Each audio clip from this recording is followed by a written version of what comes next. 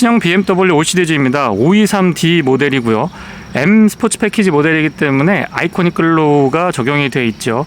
큼직한 키드니 그릴의 간접 조명은 정말 신의 한 수가 아닌가 싶습니다. 처음 공개됐을 때 사진이나 영상을 통해서 이 디자인에 대해 호불호가 조금 나뉘긴 했었는데요. 확실히 실물을 보고 나니까 X1이나 i7이나 7 시리즈 처음 나왔을 때의 그 디자인이 왜 그렇게 만들었었는지 이제는 조금 실마리가 풀리는 것 같습니다. 직렬 4기통 디젤 터보 엔진이 장착되어 있습니다. 배기량은 1995cc고요. 최고 출력은 197마력, 토크는 40.8kg/m입니다. 8단 자동 기어랑 매칭을 이루고 있고 후륜 구동입니다.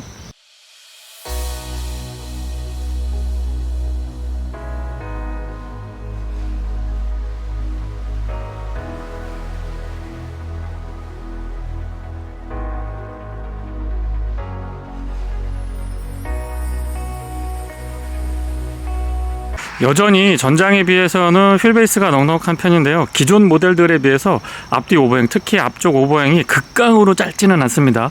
그렇다고 해서 BMW 특유의 비례감을 벗어난 건 아니고요. 휠은 19인치고요. 타이어 사이즈는 245, 45, 19입니다. 주유구 커버는 푸시 타입이고요. 디젤 모델이기 때문에 요소수 에드블루 주입구가 경유 주입구랑 나란히 자리하고 있습니다. 개인적으로 전면부보다는 후측면이 정말 예쁘게 디자인이 된고요. 테일라이트만 보면 7 시리즈보다 오히려 5 시리즈에서 조금 더 일체감이나 완성도 그리고 스포티한 느낌들 같은 것들이 아주 잘 표현되어 있는 것 같아요. 후면부의 안정감이나 스포티한 느낌이 참 좋은 것 같고요. 특히나 테일라이트를 보면 두 줄로 이 수평을 강조하고 있는데 그런 부분들이 뒤에서 봤을 때 차량의 전체적인 안정감을 끌어올려주고 있습니다. 디퓨저는 별도로 이 기교는 부리기는 했습니다만 직관형으로 배기를 뽑아내지는 않았고요. 전동 트렁크는 살짝 누르면 작동을 하고 기존보다 소음이 굉장히 줄어든 것 같아요. 트렁크 공간의 여유는 BMW가 그렇게 공간이 많이 나오는 건 아닙니다. 측면에 이 패키징 같은 것들이 굉장히 꼼꼼하기 때문에 하지만 이런 공간들, 이런 짜투리 공간들 잘 활용하시면은 크게 부족한 공간은 아니라고 보여집니다. 그리고 이런 부분에다가 이 쇼핑백이나 이 뒤에서 흔들리지 말라고 고정하는 역할로 사용하셔도 좋고요. 버튼 누르면 트렁크 닫을 수가 있습니다. 실내 디자인 깔끔하고요. 블랙 원톤이 아니고 짙은 브라운 컬러로 준비가 되어 있는데 그런 부분들은 센스가 좋습니다. 적당히 고급스러운 느낌도 들면서 또 약간 화사한 느낌까지도 같이 가져가고 있으니까요.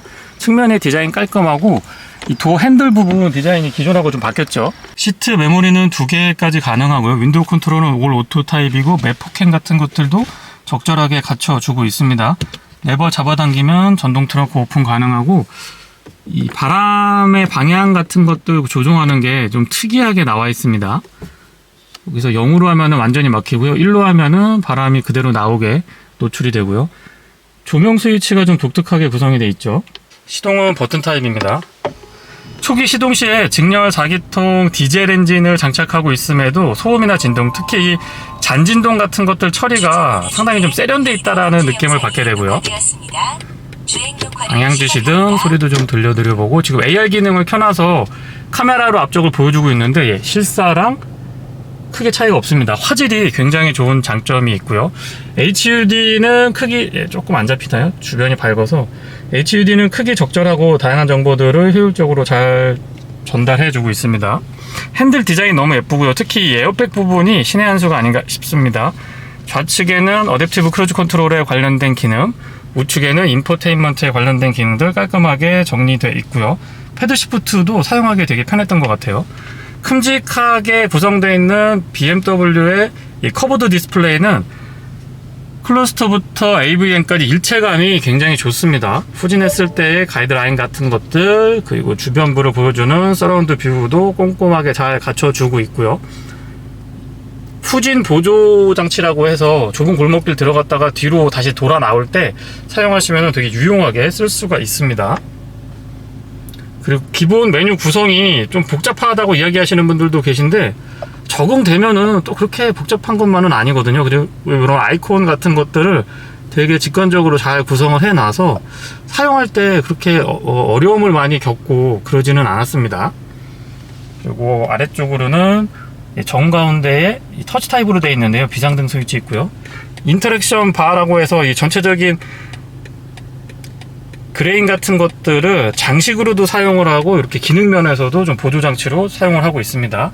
아래쪽에 스마트폰 무선 충전 가능하고 컵홀더 2개, 그리고 이 뒤쪽으로 아이드라이브 좌측에 시동 스위치하고 이 토글 타입 같이 생겼거든요. 기어 변속 할 수가 있습니다. 오토 홀더랑 전자식 파킹 브레이크 뒤쪽에 나란히 자리하고 있고, 암레스트, 이 센터 터널에서 암레스트 연결되는 라인이 되게 예쁜 것 같아요. 그리고 이거 누르면 양쪽으로 열리고 조명도 꼼꼼하게 챙겨놨습니다. 12V 파워 아울렛 준비가 되어 있고요.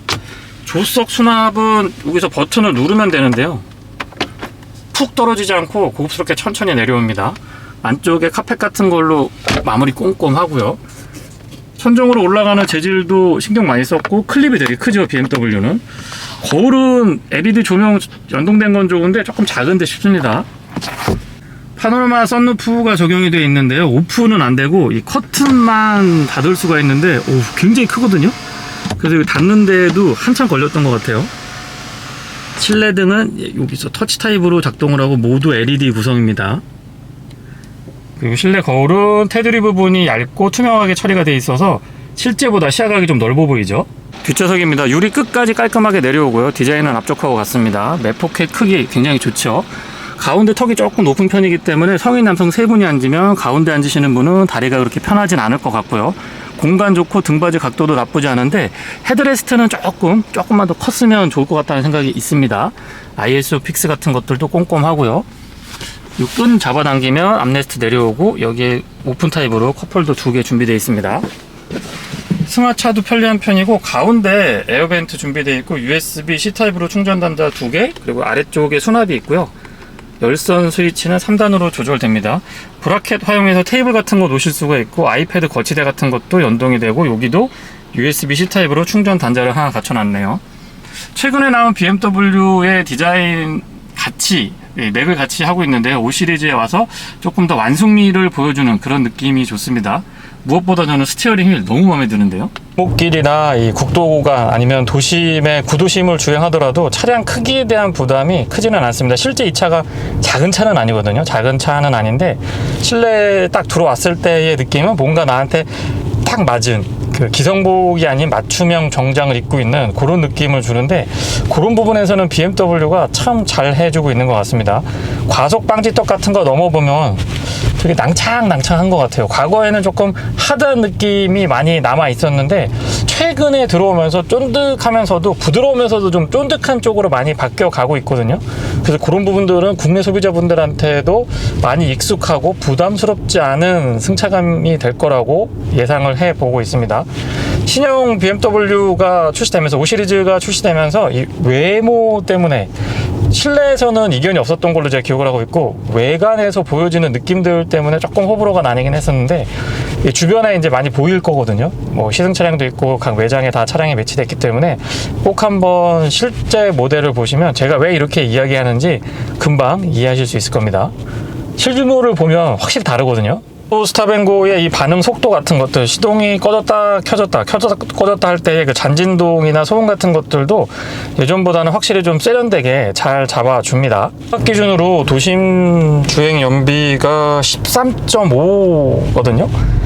고속도로에서는 조금 더 상위하는 16.5, 그리고 복합 기준으로 보면 14.7km, 후륜구동 모델 기준으로 말씀을 좀 드렸습니다. 그런데 100% 도심 주행만 하게 되면 실제 연비는 11.8에서 12.2, 13km대까지는 잘 안 나왔던 것 같아요. 신차이기도 하고 지금 주행을 얼마 하지 않은 차량이기 때문에 조금 오차는 있을 수가 있습니다. 서다를 반복할 때의 이 잔진동 같은 것들은 이전보다 확실히 좋아진 모습이라고 생각이 되고요. 많이 그렇게 느껴졌는데, 오히려 저속 구간에서 약간 좀 갤갤거리고 드르륵 하는 그런 특유의 그 디젤 특유의 느낌 같은 것들은 기존하고 비슷하거나 조금 더 이 커진 듯한 느낌도 있습니다. 요거는 개인차가 있을 수 있으니까 그냥 참고로만 들어주셨으면 좋겠고요. 속도가 한 40km 이상 50km 정도까지 붙고 나면 가솔린 모델이 전혀 부럽지 않을 정도의 정숙성을 유지해 줍니다. 거기에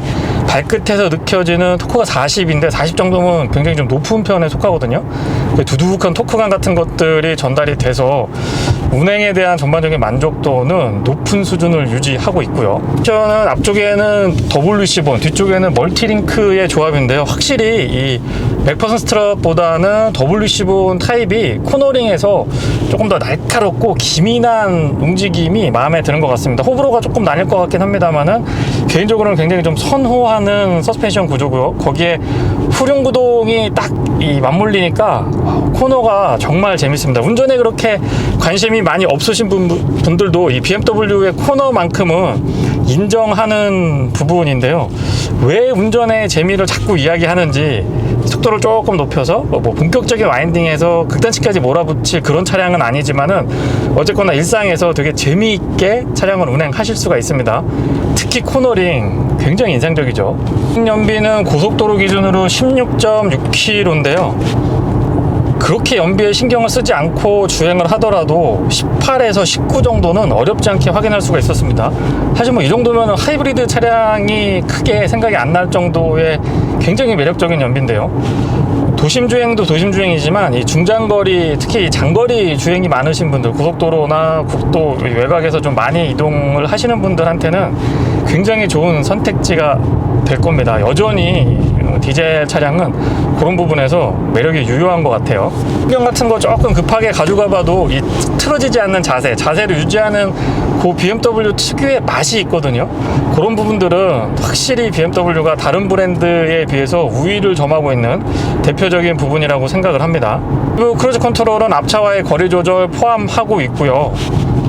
속도를 올리고 내리고 하는 부분은 짧게 이렇게 탁탁 위로 눌렀을 때 2단으로 탁탁 이렇게 눌리거든요. 그래서 끝까지 한번 딱 올리면 10단위씩 올리고 내리고, 그 다음에 살짝 이렇게 살짝 눌러주면은 1단위씩 속도를 조절할 수가 있습니다. 시트 착자감도 좋고 헤드룸 공간의 여유가 좀 좋다 보니까 그런 부분에서 안락하다라는 느낌을 꾸준하게 받을 수가 있고요.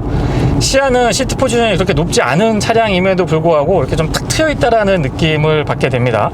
과거에는 이 클러스터가 이렇게 좀 서 있고 약간은 답답함이 남아 있었는데, 최근에 들어서 BMW가 좋아지고 있는 대표적인 부분 중에 하나죠. 그의 반응은 날카로우면서도 좀 꽂힌다는 표현을 쓰고 싶은데요. 어떤 상황에서도 든든한 맛이 좋습니다. 이렇게 잘 돌아 나가고 또 엔진 출력도 받쳐주면서 브레이크까지 든든하니까 이 차를 얌전하게 몰기는 조금 어렵겠죠. 6열 4기통 디젤 터보 엔진이 생각보다 이 엔진 회전 질감 같은 것들이 참 좋습니다.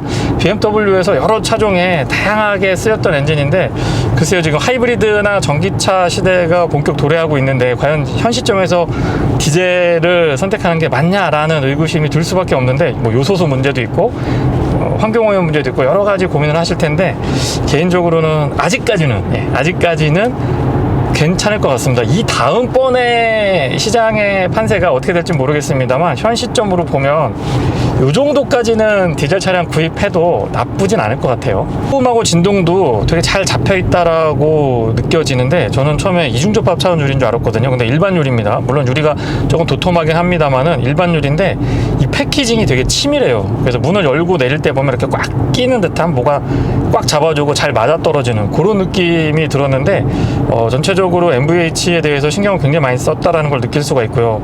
특히 공명음이나 풍절음에 대한 대응도 시속 한 120, 130까지 잘 버텨줄 정도로 치밀했지만, 노면에서 올라오는 타이어 마찰음이나 이 노면 소음 같은 경우도 굉장히 잘 억제해주고 있습니다.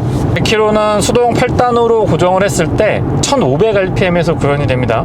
비교적 낮은 rpm에서 기준 속도를 구현해주고 있기 때문에 연비랑 소음 진동 측면에서 유리하게 가져갈 수가 있죠. 하고 있는 523 후륜구동 모델의 M 스포츠 패키지가 더해지게 되면 아마 8천만원 초반으로 제가 기억을 하고 있거든요. 근데 과연 8천만원을 주고 디젤 차량을 현 시점에 사는 게 맞냐라고 이야기하시면, 이 차 자체로 보면 디젤이라는 아이템으로 봤을 때는 저는 나쁘지 않다라고 생각을 하는데, 앞자리가 또 8로 바뀌고 나니까 조금 갸우뚱하게 되긴 합니다. 아마 앞자리가 8이면서 이 엑스드라이브의 M 스포츠 패키지까지 있었다고 하면은 이렇게 고민 없이 바로 그냥 고하라고 말씀을 드리고 싶지만 이 가격 부담은 사실 조금 있긴 하네요. 서스펜션이 부드러움과 단단함, 그러니까 편안함과 좀 하드한 느낌들 같은 것들이 공존하기가 되게 힘든데 그런 부분에서 타협점을 이 BMW가 잘 맞춰주는 것 같아요. 이전보다는 확실히 이 쫀득하고 텐션 같은 것들이 살짝 높아진 느낌이 들지만은 그렇다고 또 승차감이 불편하냐 그런 건 또 아니거든요.